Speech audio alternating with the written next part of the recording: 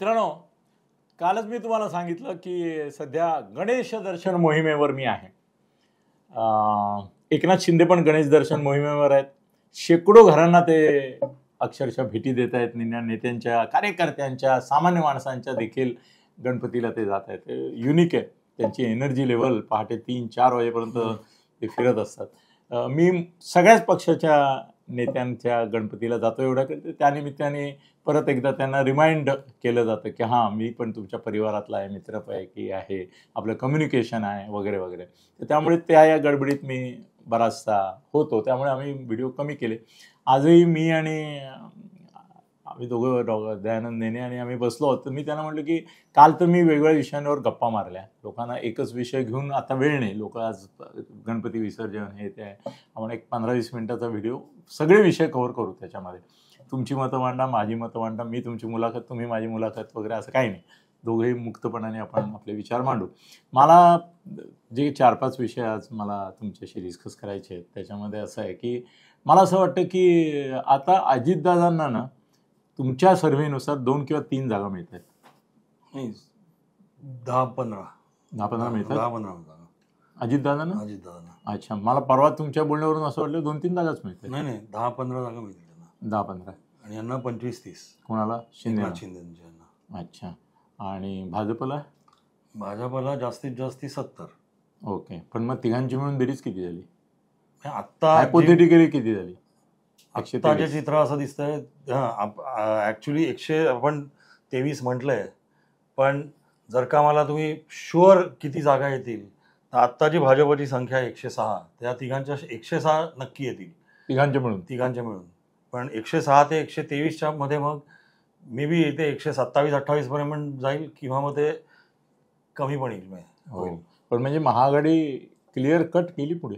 आजच्या परिस्थितीमध्ये महाविकास आघाडी पुढे आहे, महायुती मागे आहे आजच्या परिस्थितीमध्ये. आणि ते म्हणतात क्रिकेटमध्ये की कुठच्या तरी एका बॅट्समनला एक प्रचंड अशी ऐतिहासिक इनिंग खेळायला लागते आणि संघाला विजय मिळवून द्यायला लागतो. तर तसं ऐतिहासिक विनिंग हे खेळी करायला लागेल. पण ती कोण करणार? माझ्या मते देवेंद्र फडणवीस आणि एकनाथ शिंदे या दोघांनाच ते करायला लागेल. हो, पण ते दोघं कुठे एकत्र आहेत? म्हणून म्हणतो की एकाला मी कॉन्फिडन्सने तुम्हाला सांगू शकतो की दोघं एकत्र नाही आहेत. They hate each other. नाही, दॅट कुड हॅपन. पण आपापल्या सीट जरी त्यांनी वाढवल्या तर सर त्याच्यामध्ये विचित्र कॉम्पिटिशन अशी आहे की भाजपचे लोक अंगावर पाल पडल्यासारखे वागतात अजितदादांमध्ये. कालच मी तो विषय घेतला तर मला किती लोकांनी सांगितलं खरंच आमच्या भाजपच्या लोकांच्या मनामध्ये अंगावर पाल पडावी तशी भाषा आहे. ते मतं देणार नाहीत अजितदादाला. तुम्ही म्हणताय 10 जागा 15 जागा, पण जर भाजपची मतं नाही मिळाली त्यांना तर ते कुठून आणणार आहेत मतं? नाही, मला भाजपवाले अजितदादांविषयी शरद पवारांना द्यायला तयार आहे जिथे त्या दोघांची टसल आहे. होऊ शकतं, ते मी नाही म्हणत नाही. पण मग अजितदादा ही लायबिलिटी का टाकून देत नाही अंगावरून? किंवा असं एक व्यूहरचना का नाही करत की झक मारत त्यांनीच बाहेर पडावं? का तशी चालली असं वाटतं? असं माझ्या मते अंतर्गत काहीतरी चालू आहे आणि असं होऊ बाहेर शकेल काढण्याचं किंवा ते बाहेर पडण्याचं. हा, म्हणजे त्यांना बाहेर पडण्याशिवाय गत्यंतरी अशी परिस्थिती निर्माण करायची असं चालू आहे. मलाही तशीच माहिती आहे की असं षडयंत्र नाही म्हणायचं कारण ते आपल्या मित्रांचं आहे. पण असं चालू आहे की कुठल्याही परिस्थितीमध्ये अजितदादा स्वतःहूनच बाहेर पडतील कारण त्यांच्या डिमांड्सही एक्स्ट्राऑर्डिनरी आहेत. नाही, एवढ्या जागा दिल्यानंतर सर 60 जागा त्यांना जर दिल्या तर त्या 60 गमावण्यासारख्याच आहेत. आणि ते परत उद्या आज तर एका पेपरला मी वाचतोय की शरद पवारांचा हा डाव आहे की यांनी तिथे घुसून बीजेपी मधून जागा मिळवायच्या. पक्ष स्वतंत्र आहे आणि शरद पवारांच्या मदतीला यायचं आणि परत उपमुख्यमंत्री व्हायचा. उद्धव ठाकरे मुख्यमंत्री, परत 30 सेट महाआघाडीचा. ते पण महाराष्ट्रात काही घडू शकतं. पण त्यांनी आता शरद पवारांच्या पण ह्याची आपल्याला सोडली चुकीची कबुली दिली. बायकोला उभं केलं चूक, म्हणजे तो चुकांची मालिकाच करतायत. मग ते एक तर मला असं वाटतं अजितदादांना ते पूर्ण लक्षात आलेलं आहे की इथे मला स्थान नाही. म्हणजे माझा इथे काही उपयोग नाही आणि मला यांचा काही उपयोग नाही. करेक्ट. दोन्ही गोष्टींची त्यांना पूर्ण जाणीव झाली आहे. आणि म्हणून त्यांनी स्वतःची एक इमेज बिल्डिंग एक्सरसाइज सुरू केली आहे की ते गुलाबी वातावरण सगळं स्वतः गुलाबी So जॅकेट घालून एक फर कॅप घालतात. त्याच्यामुळे मी बऱ्याच वेळा बोललो, बऱ्याच लोकांनी मला सांगितली ती तमाशातली फर कॅप आहे, तो रंगेल असा जो हे असतो पाटील मिशावर पीळ देत, बाई वाड्यावर या, तसे दिसतात ते. काय बोलायचं त्यांना ते कळत नाही त्यांना की तशी फर कॅप घालून फिरतात. आणि ते पिंक पण किती विनोदी दिसतं त्यांचं अक्षरशः. त्यांनी काय मतं मिळणार आहेत पिंकने त्यांना? नाही, ते म्हणजे लोकांना आपण आवडावं ह्यासाठी केलेली आवडावं नावडत आहेत उलट त्याच्यामुळे. आणि सर कसं आहे माहितीये की ते जेवढा प्रोजेक्शनचा प्रयत्न करतात तेवढे शिंदे नाराज होतात. शिंदेना असं वाटतं की हे करतो. परवाची बातमी आली आधी त्याचा इन्कार केला त्यांनी की अमित शहाना त्यांनी सांगितलं मला मुख्यमंत्री व्हायचं आहे, सगळीकडे आली ती. नंतर मग त्यांनी इन्कार केला की नाही आम्ही असं काही बोललो नाही वगैरे. पण शिंदे गटातले लोक सांगतात की एकांतात ते दोघांना ते तसं बोलले असं अमित शहानी फडणवीसांनी शिंदेना सांगितलं की त्यांची अशी इच्छा आहे की मुख्यमंत्री मला करावं. हे मला वैयक्तिक असं वाटतं की महायुती जर का सत्तेवर आली या निवडणुकीनंतर तर मुख्यमंत्री भाजपाचा असेल यावेळेला. ते एकनाथ शिंदेना करणार नाहीत. कारण की मी मध्ये म्हटल्याप्रमाणे, मागच्या एका व्हिडिओमध्ये म्हटल्याप्रमाणे, एकनाथ शिंदेंनी जी मदत केली त्या मदतीची परतफेड त्यांना मुख्यमंत्री करून भाजपाने केलेली आहे. आणि निवडणुकीनंतर जे वातावरण होईल ते नवीन असेल, कोणाचे किती आमदार येतील हे सगळं हे होऊन, पण नक्कीच भाजपचं असं एक भाजपमध्ये फार मोठा प्रवाह आहे की आता बास झालं, आता मुख्यमंत्री आपला पाहिजे. कारण की 5 वर्ष सत्तेपासून किंवा मुख्यमंत्री पदापासून भाजप वंचित आहे. आणि मग काही लोक भाजपातलेच असे बोलायला लागलेत आता की मग त्यावेळेला उद्धव ठाकरेंची 2.5 वर्ष तुम्ही मान्य केली असतील तर निदान मागची 2.5 वर्ष आपला मुख्यमंत्री झाला असता. कशाला त्यावेळेला एवढं, म्हणजे कशासाठी केला अट्टहास म्हणतात तर खरं. तर त्या ह्यानी मला असं वाटतं की कदाचित नाही, मी नक्की म्हणू शकतो की भाजप जर का सत्तेवर आली तर मुख्यमंत्री भाजपचा असेल. पण कोण असेल? फडणवीस? त्यांना आधी जाहीर करावं लागेल. नाही, आणि फडणवीसांना जाहीर केल्यावर त्याची रिॲक्शन मराठा समाजात, ओबीसी समाजात, धनगर समाजात, मुसलमानांमध्ये, दलितांमध्ये काय उमटेल? नाही, माझं एक वैयक्तिक मत असं आहे की हा एक काय म्हणतो त्याला आपण बागुलबुवा उभा केला जातोय, ज्याला एक नॅरेटिव्ह म्हणतात की Fadnavis is not acceptable to all. असं नाही आहे माझ्या मते. जरांगे आणि जरांग्यांना मानणारे मराठा सोडले तर मला नाही वाटत फडणवीसांना खूप मोठा विरोध आहे. भाजपमध्ये विरोध आहे? नाही, भाजपमध्ये विरोध असला जर एका कुठच्या तरी वर्गाचा समजा आपण धरलं गृहीत, तरी पण भाजपमध्ये एक गोष्ट माहिती आहे की सध्या महाराष्ट्रातले नंबर 1 एकमेव नेते म्हणजे देवेंद्र फडणवीस आहेत. तसं तर ते त्यांचे मित्र असं म्हणतात की 1 ते 10 तेच आहेत. हो, बरोबर आहे, 1 ते 10 फडणवीसच आहेत. 11 नंतर असेल, दुसरा कोणी आला तर येईल म्हणजे. पण सध्या फडणवीसच बिग बॉस आहेत महाराष्ट्रातले, भाजप. आणि सर, आता ब्राह्मण मुख्यमंत्री स्वीकारण्याच्या मनस्थितीत महाराष्ट्र आहे?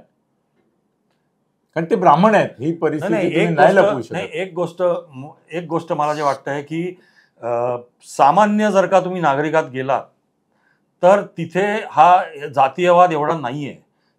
तो जातीयवाद त्यांच्यावरती लादला जातोय किंवा त्यांना आठवण करून दिली जाते की फडणवीस ब्राह्मण आहेत.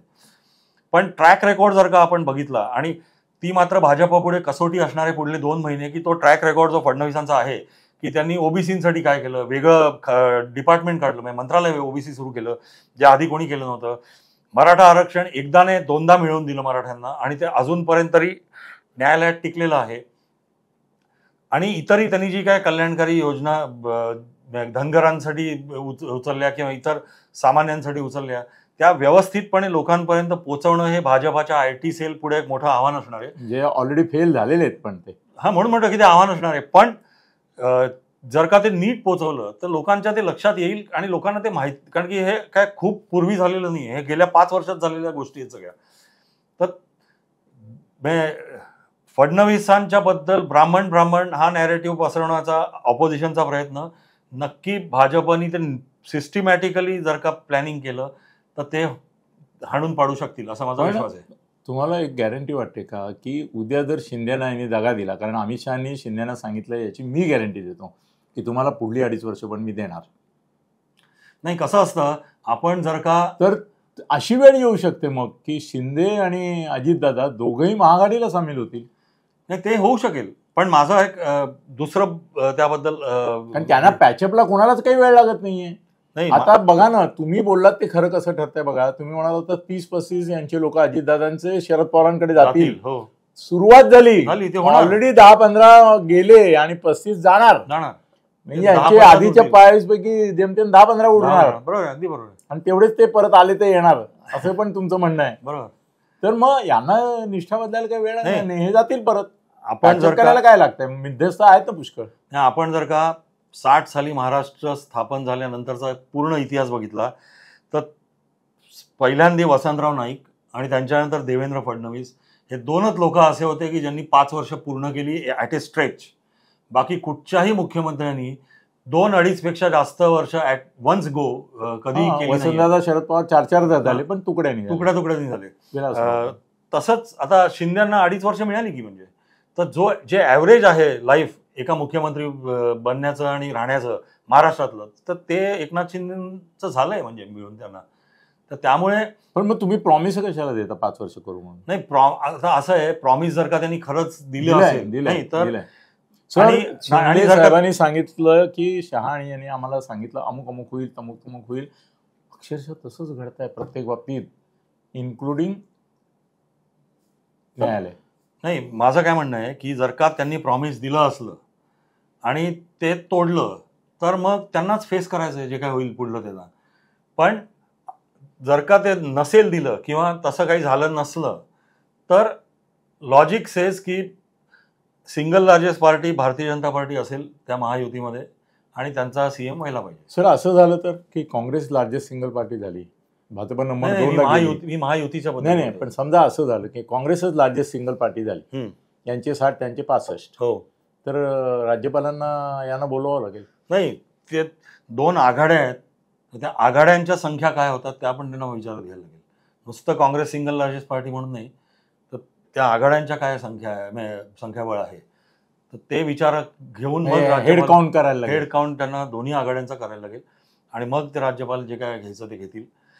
कदाचित शरद पवार, नोईंग शरद पवार, तुम्ही जास्ती ओळखता त्यांना, पुन्हा जर का शरद पवारांनी सांगितलं की आमची आणि उद्धवची संख्या काँग्रेसपेक्षा जास्त आहे तर मुख्यमंत्री आमचा उद्धव, जो कोणी उद्धवच आहे त्यांचा, ते सुप्रिया सुळेचं पण सांग नाही उद्धवच. म्हणून ते त्यावेळेची परिस्थिती कशी तयार होते. नाही, त्यांचा मुख्यमंत्री कोणत्याही परिस्थितीत शरद पवार आणि उद्धव ठाकरे काँग्रेसला तोंडच उघडू देणार नाहीत. तुम्हाला यायला हवाय का सत्ता, तर फक्त उद्धव ठाकरे, हे निर्णय झालेला आहे त्यांचा दोघांचा, त्याच्यात प्रश्न नाही आहे, अजिबात नाही आहे. फक्त भाजप लार्जेस्ट सिंगल पार्टी होते की नाही याच्याबद्दल ठामपणे तुम्ही काही सांगू शकता? काँग्रेसपेक्षा भाजप मागे पडू शकते का पुढे जाईल? माझ्या मते सिंगल लार्जेस्ट पार्टी भाजप ठरेल. फार काय जास्त मतं त्यांना काँग्रेसपेक्षा असणार नाहीत. सेकंड लार्जेस्ट पार्टी काँग्रेस ठरू शकते. पण म्हणजे 60 हे मध्य धरलं तर 65 कडे काँग्रेस जाईल की 65 कडे भाजप जाईल? भाजप जाईल. अच्छा, पण दोघेही असे जवळपास असतील.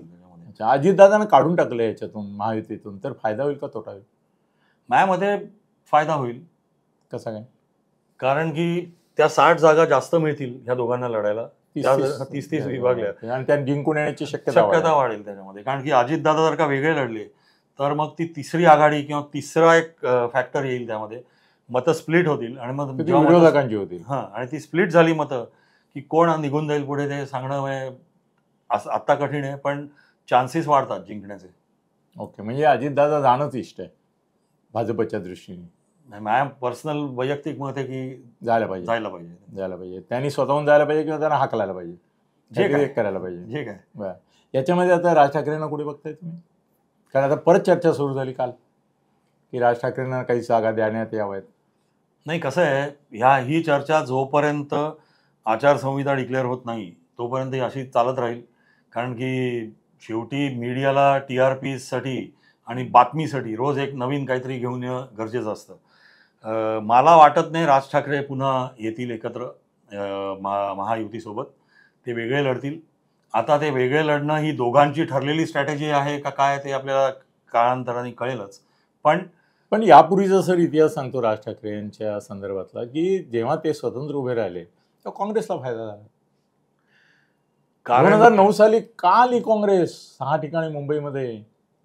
आणि शिवसेना भाजप एकत्र असून नाही आले. नाही, 2009 साली जे काँग्रेस आले किंवा शिवसेना आणि यांची आघाडी आली नाही, तर तेव्हा तर राज ठाकरेंचा गोल नक्की होता की मला शिवसेनेच्या लोकांना पाडायचं आहे. आणि म्हणून त्यांनी स्ट्रॅटेजिकली सगळीकडे शिवसेनेचे कॅन्डिडेट होते तिकडे जास्ती उमेदवार त्यांच्या समोर दिलेले होते. आणि त्यावेळेला राज ठाकरेंची जी क्रेज होती, तर त्यामुळे त्यांना ते शक्य झालं. आता माझ्या मते राज ठाकरेंचे मतदार आहेत किती नेमके उरलेले ऑन द ग्राउंड हे निवडणुकीनंतर कळेल. माझ्या मते राज ठाकरेंचा काही विशेष प्रभाव नाही. आमच्या सर्वेप्रमाणे त्यांना पॅन महाराष्ट्र 250 जागा लढले तर 2 ते 3% मतं त्यांना पडतील. किती जागा? 250 जागा लढले तर किती जागा मिळतील त्यांना? 2 ते 3च जागा येतील.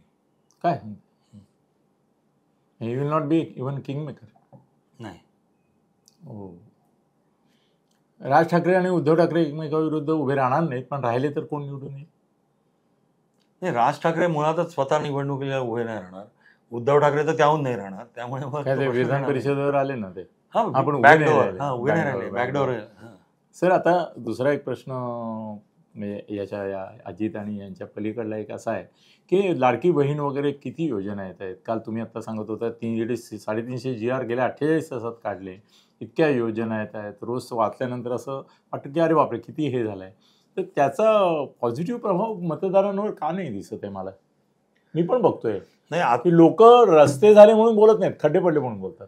नाही, याचं लोक आरोग्य सेवा आहेत म्हणून नाही बोलत, ते त्याच्यात डॉक्टरने म्हणून बोलतात. असं का? नाही, याचं कारण एक आहे की हे जे 250 का 350 GR 4 दिवसात त्यांनी काढले ते 2 वर्षापासून पेंडिंग होते. म्हणजे ह्यातल्या बऱ्याच 100-150 अनाउन्समेंट्स तर 2 वर्षापूर्वी केलेल्या होत्या. त्याचे GR आत्ता निघाले. अरे बापरे. मग त्यांच्या लक्षात आलं की लोक आता समोरनं प्रश्न विचारतात की अहो तुम्ही ती घोषणा केली ती अजून सुरूच नाही झाली, त्याचा GRच कुठे नाही आहे. तर ते सगळे ते आता घाई करतात. आचारसंहिता सुरू व्हायच्या आधी ते काढतायत. आणि त्यामुळे लोकांमधलं जे नाविन्य त्यावेळेला लोकांना जे होतं तर ते आता नाहीये. मी आता उदाहरणार्थ आज केंद्र सरकारची जी योजना आली आहे 70 वर्षाच्या वरच्या लोकांना आयुष्यमान भारत हे योजनेअंडर आम्ही कव्हर करणार, ही घोषणा केंद्राने जानेवारीत केलेली होती.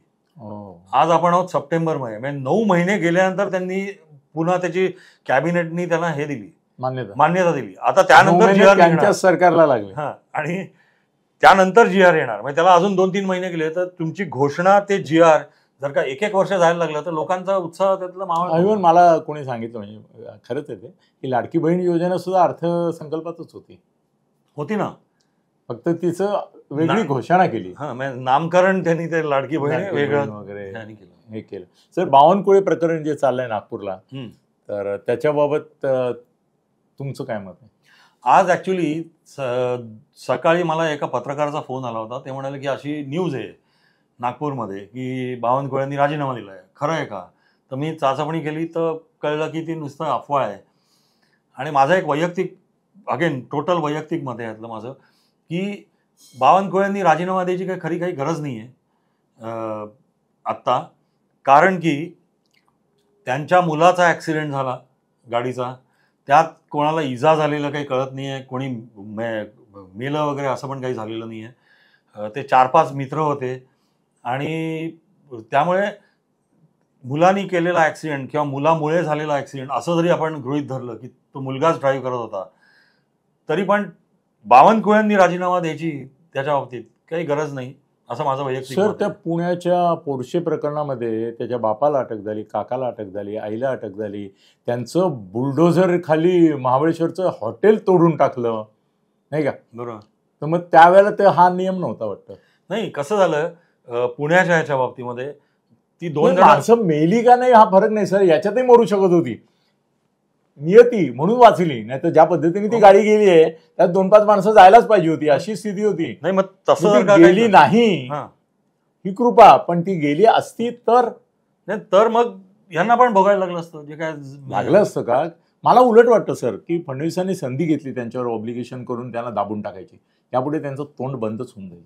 बावनकुळेंवर असे जन्माचे उपकार करून ठेवले त्यांनी. असं आहे की त्यांना काय वाचवलं सर? मुलाला अटक नाही, मुलाचं FIR मध्ये नाव नाही.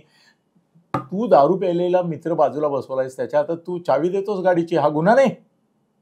बरोबर आहे. चावी दिलीस ना तू, बीफ खाल्लं नाही ठीक आहे, मला कबूल आहे, पण दारू तर प्यायले हे सगळे, फक्त याचाच रिपोर्ट निगेटिव्ह सगळ्यांचा, म्हणजे हा ताक प्यायला आणि बाकी सगळे दारू प्यायले. ह्या बाबतीतच एकाने खूप चांगलं ऑब्झर्वेशन केलं होतं माझ्याकडे. ते म्हणाले की 5 मित्रांपैकी 4 जण दारू प्यायले, 1 जण गोमूत्र प्यायला. पण गोमूत्र जो प्यायला त्याला अक्कल नव्हती की दारू प्यायलेल्यांना गाडी चालवून द्यायची नाही, मी गाडी चालवली पाहिजे.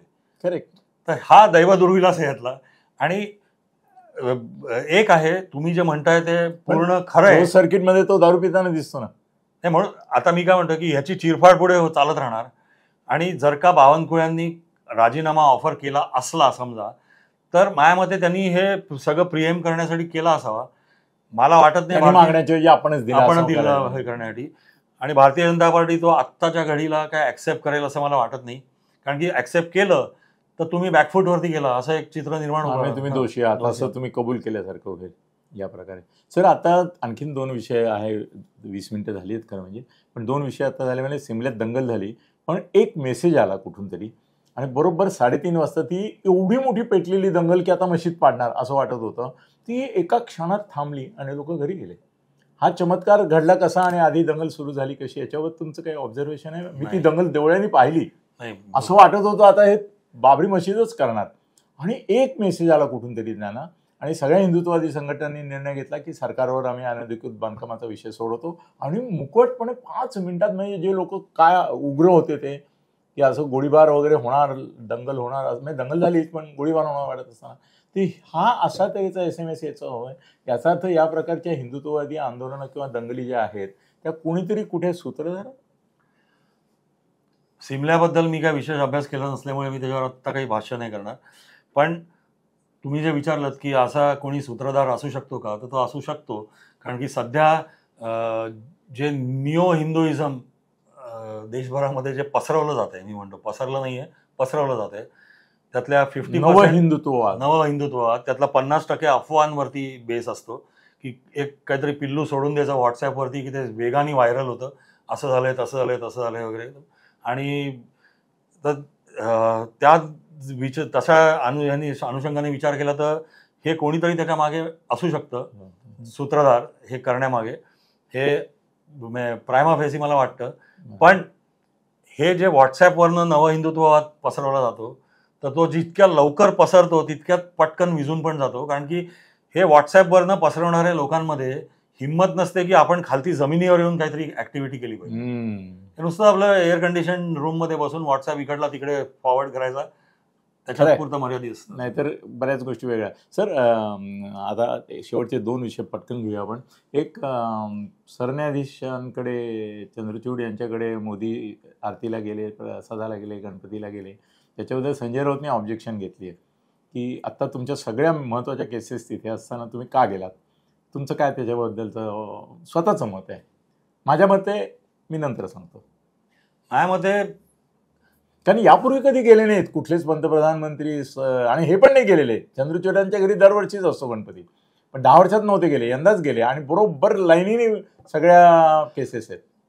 नाही, आता मोदींनी जाणं याच्या मागे मी काय ॲट्रिब्यूट असेल त्यांच्या मनामध्ये असं काही मी मानत नाही.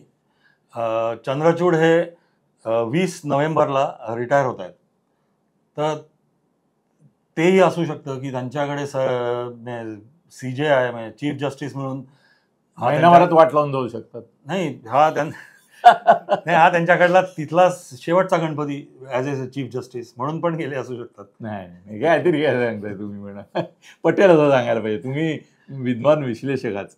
नाही, त्याच्यामध्ये कसं आहे माहिती आहे की मोदी कुठली गोष्ट करतात किंवा करत नाही त्याच्यामागे हेतू असतो. उदाहरणार्थ आता मणिपूरमध्ये युक्रेनपेक्षा वाईट स्थिती आहे. ड्रोनमधून बॉम्ब हल्ले त्यांच्याच याच्यामध्ये, आणि युद्ध पेटलं आहे तिथे, आणि मोदी जात नाहीत, बोलत नाहीत त्याच्यावर. त्याचं कसं समर्थन करता तुम्ही? करत नसाल तर का नाही करत? नाही, कसं आहे, मणिपूर हा विषय आर्मी हँडल करते आणि आर्मीला त्यांनी फ्री हँड दिला आहे. तिथला चीफ मिनिस्टर आर्मी बरोबर कोऑर्डिनेट करतोय त्या विषयाचं. त्यामुळे सर, ज्या दिवसापासून आर्मीला आलं अशी बातमी आली त्या दिवसापासून हिंसाचार वाढलाय ना. ड्रोन नव्हते इतके दिवस, गेल्या 4 दिवसात ड्रोन पडायला लागलेत, बॉम्ब, मशीन गन यूज व्हायला लागले, आता फक्त तोफा बाकी राहिले. नाही, तिथे मणिपूरला त्या बाजूला म्यानमार, तिकडनं होणारा ड्रगचा ट्रॅफिकिंग, असे अनेक विषय मणिपूरमध्ये गेले वर्षभर चालू आहे. आणि सर, आपण पाकिस्तानला हरवण्याची बात करतो, आपण चीनला हरवण्याची बात करतो, आणि आपल्याला साधं एक छोटंसं एवढंसं मुंबईच्या अर्ध नसलेलं राज्याने हँडल करता येते शस्त्रास्त्रांनी. लष्कराला नाही पाठवत होत आपण, अजूनही तिथे दुसरे लोक हे करतायत शस्त्रास्त्र दलं. का नाही करत होत? मिलिटरी पाठवून चिरडून का नाही टाकत आहे? आणि कोणाला चिरडायचं आहे? शेवटी दहशतवाद्यांना. तुम्ही नक्षलवाद्यांचे हजारो लोक मारले आतापर्यंत, हे निओ नक्षलवाद नाही आहे. नाही, आता या विषयावरती पण मी जास्ती याच्यावर काही भाष्य करू इच्छित नाही, कारण की मला समर्थनही करायचं नाही आहे सरकारचं, की कारण जो तुमच्या मनात प्रश्न आहे तो माझ्या मनात पण आहे, की वर्षभर हा विषय एवढा चिघळून द्यायची काही गरज नव्हती. एक कधीतरी ठरवायला पाहिजे की 10 फार नो फर्दर, आणि तो तिकडे थांबवायला पाहिजे. ते अजूनपर्यंत थांबलं नाहीये. याच्या मागे बऱ्याच गोष्टी गेलं नाहीये का? थांबवलं गेलं नसेल किंवा थांबलं नसेल, दोन्ही गोष्टी शक्य आहेत. कारण आपण तर काश्मीरमधला दहशतवाद मोडून काढतोय असं म्हणतो, तिथले दहशतवादी रोज मारतो, त्या तुलनेत मिलिटरीने मारलेले दिसत नाही. या बाबतीमध्ये मी मान्य करतो की ह्या बाबतीमध्ये केंद्र सरकार फार कमी पडलंय मणिपूरच्या ह्याच्यामध्ये, कारण की काश्मीरमध्ये धगधग चालू आहे, मणिपूरमध्ये धगधग चालू आहे, लडाखमध्ये धगधग चालू आहे चीन संबंधी. म्हणजे मग एक प्रश्न भूतानमध्ये पण आपल्या विरुद्ध वातावरण आहे. ह्या सगळ्यातनं एकच गोष्ट, एक प्रश्न स्वाभाविक मनात येतो की मग 56 इंच छाती करते काय? बरोबर सर. आता शेवटचे 2 प्रश्न घेतो. 26 मिनिटं झालेली आहेत. काश्मीरमधला निर्णय हा मला असं वाटतं की नॅशनल कॉन्फरन्स आणि काँग्रेसच्या बाजूनी लागेल आणि त्यांचं सरकार येईल आणि 370 कलम ते परत लागू करतील. तुम्हाला काय वाटतं? मला असं वाटतं की काश्मीर घाटी जी आहे तिथे नॅशनल कॉन्फरन्स आणि काँग्रेसच्या जास्त जागा येतील, पण फार मोठ्या प्रमाणामध्ये तिथे इंडिपेंडन्स पण निवडून येतील आणि ते सगळे दहशतवादी असतील. आता सर 2 खासदार आले ना दहशतवादी तुरुंगातून, त्यांना आता काल सोडलं प्रचारासाठी परत. सुप्रीम कोर्टाने सोडले त्यांना. जम्मू जे आहे, जम्मूमध्ये जर का भारतीय जनता पार्टीला मोठं यश मिळालं, सर किती मिळालं तरी शेवटी यांच्या जागा जास्त आहेत. नाही, आता कसं आहे, जम्मू आणि काश्मीरच्या समसमान जागा आहेत केल्यात, त्या डिलिमिटेशन नंतर जागा समसमान झाल्यात त्यांच्या. तर जम्मूमध्ये जर का यांना जास्त यश, सर असं होऊ शकेल. म्हणजे मला काल, मी पेपर वाचतो त्याच्यातूनच बोलतोय तुम्हाला, आता लास्ट रिसॉर्ट असा आलेला आहे की निवडणुका स्वतंत्रपणे लढतील महबूबा मुफ्ती आणि भाजप, आणि निवडणुकीनंतर नॅशनल कॉन्फरन्स आणि काँग्रेसचं सरकार बनू नये म्हणून परत एकदा महबूबा मुफ्ती आणि भाजप एकत्र येतील. नाही, महबूबा मुफ्ती खूप विरुद्ध बोलतीये, देशद्रोहीच बोलतीये, पण तरी देखील यांचं येऊ नये म्हणून करतील. नाही, ती त्यांच्याच बरोबर जाईल शेवटी, कारण की ती इंडिया आघाडीची ट्रिपल सरकार करेल. ट्रिपल सरकार, इंडिया आघाडीची एक घटक आहे महबूबा मुफ्ती आता. त्यामुळे ती, आणि त्यांचा अजेंडा, नॅशनल कॉन्फरन्सचा अजेंडा आणि काँग्रेसचा अजेंडा ऑलमोस्ट एकच आहे, सिमिलर आहे. त्यामुळे जम्मूमध्ये भारतीय जनता पार्टीचा परफॉर्मन्स कसा होतोय त्याच्यावरती बरंचसं अवलंबून. सर 1 मिनिट राहिलंय, 28 मिनिटं झाली. मोदींचा करिश्मा महाराष्ट्रातल्या निवडणुकीत विधानसभेच्या उपयोगी पडेल का नाही पडणार? नाही, माझ्या मते महाराष्ट्रामध्ये यंदा मोदींचा करिश्मा अशी काही फॅक्टर असणार नाही कुठेही, कारण की आपण जो करिश्मा म्हणायचो 14-19चा, तर तसं काय आता लोकसभेला पण दिसलं नाही, वातावरण आहे असं मला वाटत नाही.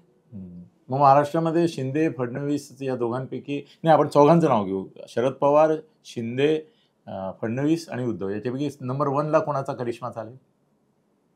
एकदम प्रांजळ उत्तर, तुम्ही प्रांजळच बोलता.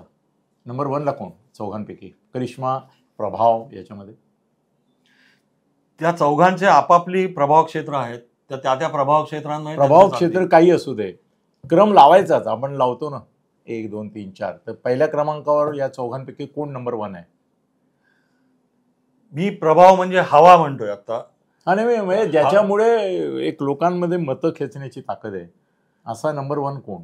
नाही, हवा मी फक्त हवा म्हटली आता. तर नंबर 1 ला मी शरद पवार म्हणीन, नंबर 2 ला देवेंद्र फडणवीस आणि एकनाथ शिंदे म्हणीन, नंबर 3 ला उद्धव ठाकरे.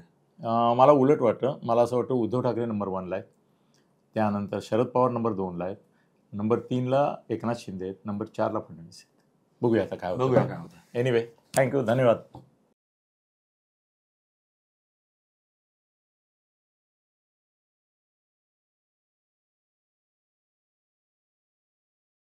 खळबळजनक गौप्यस्फोट म्हणजेच यूट्यूब चॅनल अनिल थत्ते गगनभेदी. खळबळजनक गौप्यस्फोट म्हणजेच यूट्यूब चॅनल अनिल थत्ते, गगनभेदी.